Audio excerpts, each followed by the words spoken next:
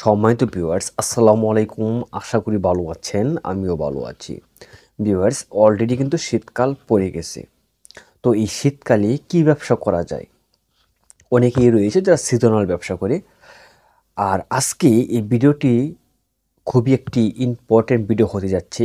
আপনি যদি আপনার ডিউটি বা চাকরি করতেছেন বা পার্ট টাইম কিছু করতে চাচ্ছেন অবসর সময়ে বা বিকালে বা রাত্রে কিছু করতে চাচ্ছেন, তাদের জন্য কিন্তু এই ভিডিওটি খুবই ইম্পর্টেন্ট হতে যাচ্ছে। কারণ আজকে আমি এমন একটা ব্যবসার আইডিয়া দেব যে ব্যবসাটা অলরেডি আপনার অনেকে করা শুরু করে দিয়েছে এবং কি শীতকালে প্রচুর চলে এবং প্রচুর পরিমাণে লাভ। কোনো ঝুঁকি নেই, ঝামেলা নেই, কোনো কিচ্ছু ঝামেলা নেই। তো ভিউয়ার্স, আমি অতি সংক্ষিপ্ত আকারে এবং অল্প সময়ে বিস্তারিত তুলে ধরব, বাকিটা আপনি রিচার্জ করে নেবেন। তো ভিউয়ার্স, আপনি এই শীতকালে বিভিন্ন ধরনের যে শীতকালীন পোশাক রয়েছে, শীতের সময় দেখবেন বিভিন্ন ধরনের শীতকালীন ট্রাউজার রয়েছে, শীতকালীন টি শার্ট রয়েছে, মানে শীতের মানে আপনার ফুল হাতা, হ্যাঁ, কলার ব্র্যান্ড। তো এরকম বিভিন্ন ধরনের টি শার্ট পাওয়া যায়, মোটা গেঞ্জি পাওয়া যায় এবং ট্রাউজার পাওয়া যায়। তো এরকম যেমন আপনার যেমন লেডিস ট্রাউজার নেবেন, তারপর জেন্টস ট্রাউজার নেবেন, অর্থাৎ আপনার পুরুষ এবং মহিলাদের যে ট্রাউজার রয়েছে সেই ট্রাউজার নিলেন। তারপর আপনার গেঞ্জি, মানে মোটা একদম গরম কাপড়ের গেঞ্জি আছে, ওই গেঞ্জি নিলেন। তো মাত্র 2টা আইটেম নেবেন, এত নেওয়ার কোনো প্রয়োজন নেই। আপনারা এই 2টা আইটেম নিয়ে আপনারা ব্যবসা করতে পারেন। হ্যাঁ, এখন 2টা আইটেম কোথা থেকে কিনবেন?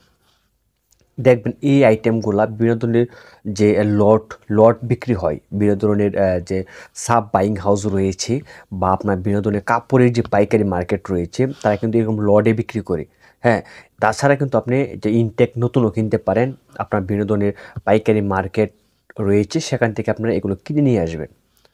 তো ভিউয়ার্স, সেগুলো কিনে নিয়ে এসে আপনি এখন বিক্রিটা করবেন কিভাবে? বিক্রিটা হচ্ছে আপনি বিভিন্ন ধরনের বাজার বা মোড়ের আশেপাশে বা বিনোদনের কলকারখানা বা ফ্যাক্টরির সামনে আপনি স্ট্যান্ড বিছিয়ে স্ট্যান্ডের উপর রেখে বিক্রি করতে পারেন। তাছাড়া আপনি মাটিতে আপনার ক্লথিং করে মাটিতে আপনার তিরপালের উপর রেখেও কিন্তু বিক্রি করতে পারেন। তাছাড়া ভিউয়ার্স, আপনি চাইলে আপনার বস্তায় ভরে, মানে যদি লটে কিনে থাকেন তাহলে বড় বস্তা থাকে, এরকম বস্তায় ভরে কিন্তু এগুলো বিক্রি করতে পারেন, কোনো সমস্যা নেই। তবে আপনার ডিসপ্লের উপরে, অর্থাৎ আপনি মালটা যেভাবে সাজিয়ে রাখবেন তার উপরে কিন্তু অনেকটা নির্ভর করে দাম। যে ট্রাউজারটা আপনার মনে করেন 80 টাকা কিনা, সেটা যদি আপনি বস্তায় ঢুকায় বিক্রি করেন, হ্যাঁ, বাচ্চা লোন দেখে লোন মাত্র 100 তাহলে কিন্তু 100 টাকায় বিক্রি করতে পারবেন। আর যদি মনে করেন আপনি তিরপালে ফালায় মাল ঢেলে বিক্রি করেন, তাহলে কিন্তু সেই 100 টাকায়।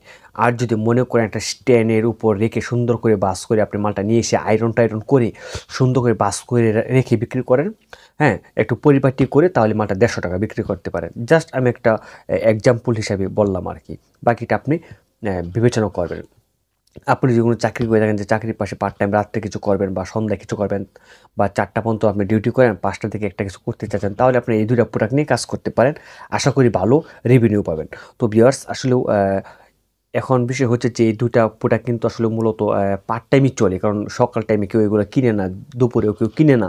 তো বিকালে কী করে মানুষ কর্মস্থল থেকে ফিরে এসে কি বিনোদনের বাজারে মোড়ে টুরে যায়, গিয়ে কী করে তারা বিনোদনের জিনিসপত্র দেখে রুচিসম্মত হলে কিনে নিয়ে আসে। তো যেহেতু শীতকাল মানে পড়ে গেছে অলরেডি, হ্যাঁ, তো তারা কিন্তু এখন না হলেও 1 সপ্তাহ বা 15 দিন পর থেকে কিন্তু তারা কেনাকাটা শুরু করে দেবে শীতের পোশাক।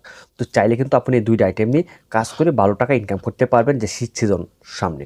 তো ভিউয়ার্স, এই ছিল আজকের মতো ভিডিওতে মূল বিষয়বস্তু আলোচনা করে ফেললাম। তো এখন অনেকেই কমেন্ট করবেন, কিন্তু জানি যে কোথা থেকে মালটা কিনবো ভাই। তো আসলেও মালটা কিন্তু বিভিন্ন ধরনের পাইকারি মার্কেটে পাওয়া যায়। তো আপনি ভিডিওটা কেমন হয়েছে, আইডিয়াটা কেমন হয়েছে, অবশ্যই কিন্তু কমেন্টে জানাবেন। আপনার কমেন্ট আমি আশাবাদী। আর অবশ্যই কিন্তু ভিউয়ার্স একটা লাইক দেবেন ভিডিওতে। তো এতক্ষণ সাথে থাকার জন্য ধন্যবাদ। আবার দেখা হবে অন্য কোনো ভিডিওতে, অন্য কোনো বিষয় নিয়ে, অন্য কোনো আলোচনায়। খুদা হাফেজ।